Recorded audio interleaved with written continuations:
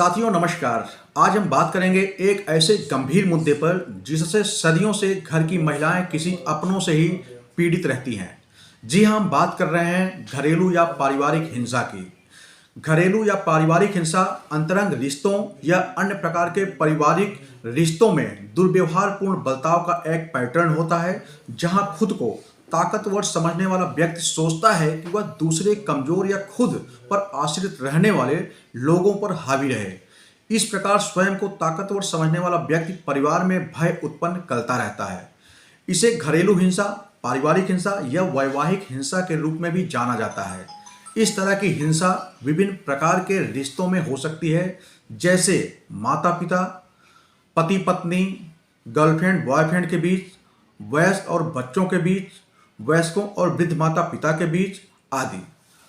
या फिर यह विस्तारित परिवार के अन्य सदस्यों जैसे चाचा चाची, मामा मामी, दादा दादी, नाना नानी आदि लोगों के बीच में भी हो सकती है। इसे अक्सर जबरदस्ती तथा नियंत्रण पाने के एक पैटर्न के रूप में जाना जाता है। कभी कभी किसी रिश्ते के टूट जाने के बाद भी घरेलू या पारिवारिक हिंसा जारी रहती है, अतः यह पुरुष साथियों के बीच में भी हो सकता है। साथियों, यदि हम महिलाओं के उत्पीड़न की बात करें तो महिला उत्पीड़न कई प्रकार के हो सकते हैं, जैसे शारीरिक उत्पीड़न, मानसिक उत्पीड़न, मौखिक उत्पीड़न, आर्थिक उत्पीड़न, यौन उत्पीड़न, सामाजिक उत्पीड़न, सांस्कृतिक उत्पीड़न एवं पारिवारिक उत्पीड़न आदि। ऐसे में भारतीय संसद ने महिलाओं के विरुद्ध होने वाले घरेलू उत्पीड़न को रोकने के लिए सन 2005 में संसद में एक विधेयक पारित किया था, जिसका नाम protection of women from the domestic violence act 2005 यानी घरेलू हिंसा से महिलाओं का संरक्षण अधिनियम 2005 है।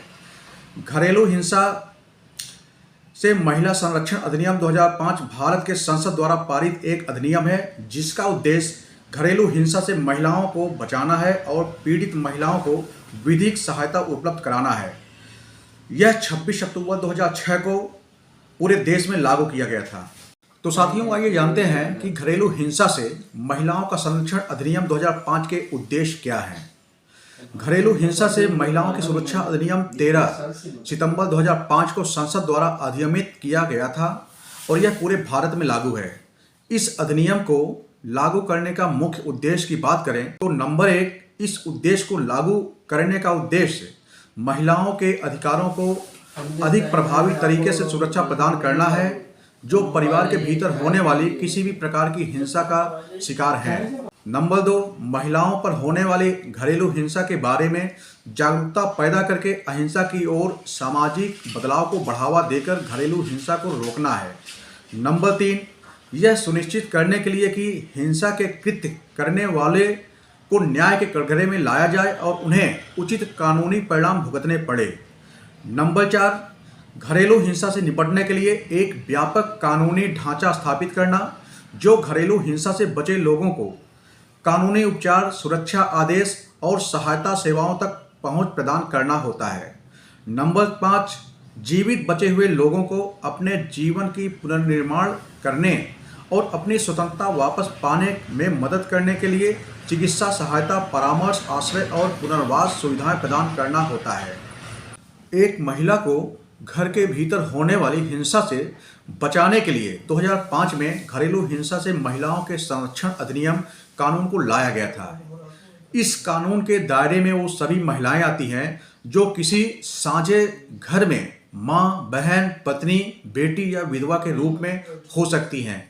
लिव इन रिलेशनशिप में रहने वाली महिलाओं को भी इसमें शामिल किया गया है। ये कानून महिलाओं को शारीरिक, मानसिक, मौखिक, भावनात्मक, आर्थिक और यौन हिंसा से बचाता है।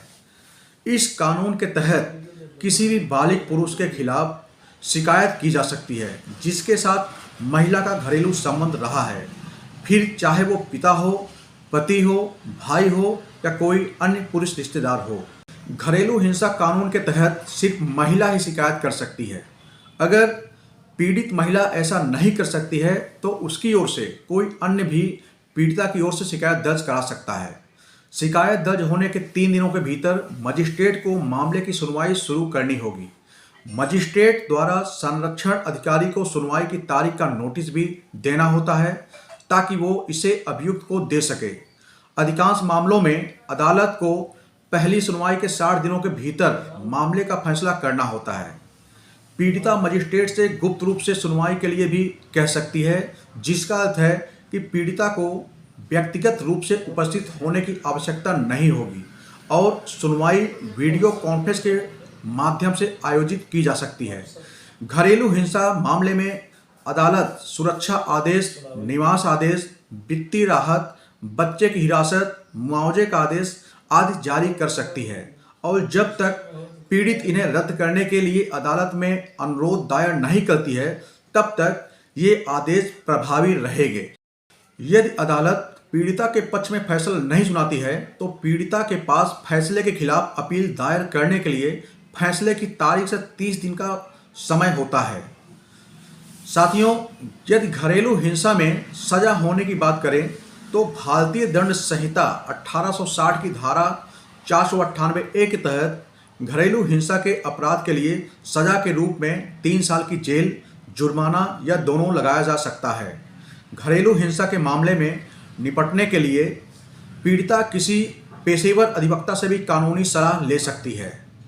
साथियों, आपको यह जानकारी कैसी लगी कमेंट करके जरूर बताएं। आपने अभी तक चैनल को सब्सक्राइब नहीं किया है तो उसे सब्सक्राइब जरूर कर लें। धन्यवाद।